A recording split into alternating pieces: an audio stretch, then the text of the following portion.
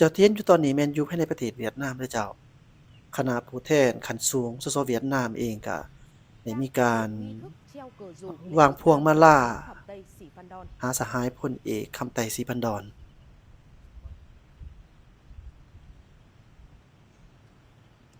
Lễ thượng cờ rủ không có động tác tung quốc kỳ thường thấy. Cờ rủ chỉ được kéo lên đến 2/3 chiều cao của cột cờ, rải băng tang buộc làm 3 đoạn. Hướng về phía cột cờ để nghi lễ được thực hiện trang trọng.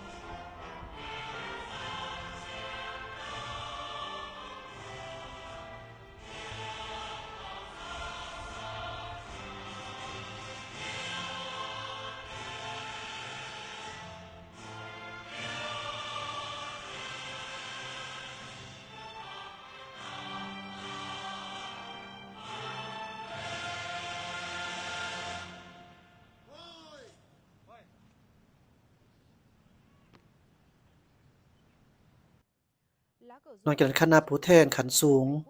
สเวียดนามก็ได้วางพวงมาลาไว้อาลัยสหายพลเอกคำไต่ศรีพันดรในวันที่ 4 เมษายนที่ผ่านมาอยู่ที่นครหลวงฮานอยสถานเอกอัครราชทูตแห่งสปปลาวประจำสเวียดนามก็ได้ต้อนรับคณะผู้แทนขั้นสูงพรรครัฐบาลแห่งสเวียดนามเขาวางพวงมาลาเขียนคำไว้อาลัยและเส้นปึ้มไว้อาลัยต่อการจากไปของสหายพลเอกคำไต่ศรีพันดรอดีตประธานคณะบริหารงานศูนย์กลางพรรคอดีตประธานประเทศแห่งสปปลาวซึ่งนำโดยสหายเรื่องเกืองกรรมการกรมการเมืองศูนย์กลางพรรคประธานประเทศแห่งสเวียดนามโดยการต้อนรับของสหายนางคำเผ่าเอิ้นทวันเอกอัครราชทูตวิสามัญผู้มีอำนาจเต็มแห่งสปปลาวประจำสเวียดนามพร้อมคณะในบทเขียนไว้อาลัยสหายหัวหน้าคณะผู้แทนขั้นสูงการพรรครัฐบาลเวียดนามก็ได้แสดงความรู้สึกว่าสุดอาลัยอาวรณ์สหายคำไต่ศรีพันดรอดีตประธานคณะบริหารงานศูนย์กลางพรรคประชาชนปฏิวัติลาวอดีตประธานประเทศแห่งสปปลาวซึ่งผู้นำที่ดีเลิศลูกหลานอันประเสริฐของประชาชนลาววรรณเผ่านักรบปฏิวัติที่กะแก่นเสียสละตลอดชีวิตเพื่อความอิสรภาพประชาธิปไตยความผาสุกของประชาชนและการพัฒนาถาวรของประเทศลาวสหายคำไต่ศรีพันดรจากไปแม่นการสูญเสียอันใหญ่หลวงต่อพรรครัฐบาลประชาชนลาวบรรดาเผ่าและครอบครัวพรรครัฐบาลและกับประชาชนเวียดนามสูญเสียเพื่อนสหายผู้ยิ่งใหญ่สหายเป็นอ้ายน้องที่สนิทสนมที่สุดผู้มีผลงานอันใหญ่หลวงและสำคัญประกอบส่วนเขาในการก่อสร้างปรับปรุงและพัฒนาสายพัวพันธมิตรภาพอันยิ่งใหญ่ความสามัคคีพิเศษและการร่วมมือหอบด้านเวียดนามลาวต่อการสูญเสียอันใหญ่หลวงนี้ต่างหน้าพรรครัฐบาลประชาชนเวียดนามพวกข้าพเจ้าขอส่งความเศร้าสลดใจอย่างสุดซึ้งมายังพรรครัฐบาลประชาชนลาวบรรดาเผ่าและก็ครอบครัวสหายคำไต่ศรีพันดร ในมือเดียวกันนี้บรรดาคณะกรรมการนำบรรดาองค์การภาครัฐองค์การจัดตั้งมหาชนนครหลวงฮานอยบรรดาแขวงก็ได้เข้าเขียนปึ้มไว้อะไรในนั้นมีสหายเจินเกิมตุกรรมการกลุ่มการเมืองศูนย์กลางพรรคผู้ประจำการคณะเลขาการศูนย์กลางพรรคคอมมิวนิสต์เวียดนามสหายเงวียนดักดิง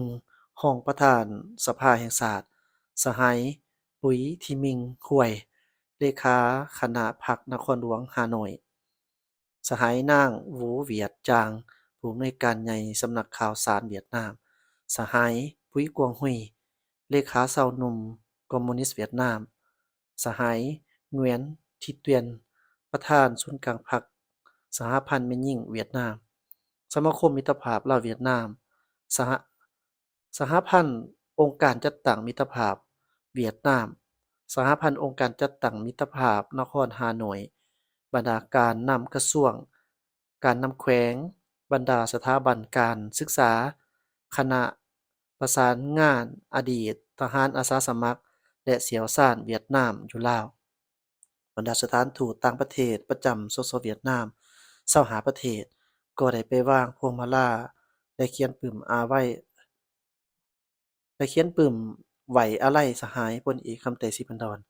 ที่สถานเอกอัครราชทูตลาวประจำสเวียดนามอีกด้วยรวมทั้ง70คณะหลังจากนั้นสถานทูตยังจะได้สืบต่อรับการมาไว้อาลัยจนฮอดวันที่6เมษายน2025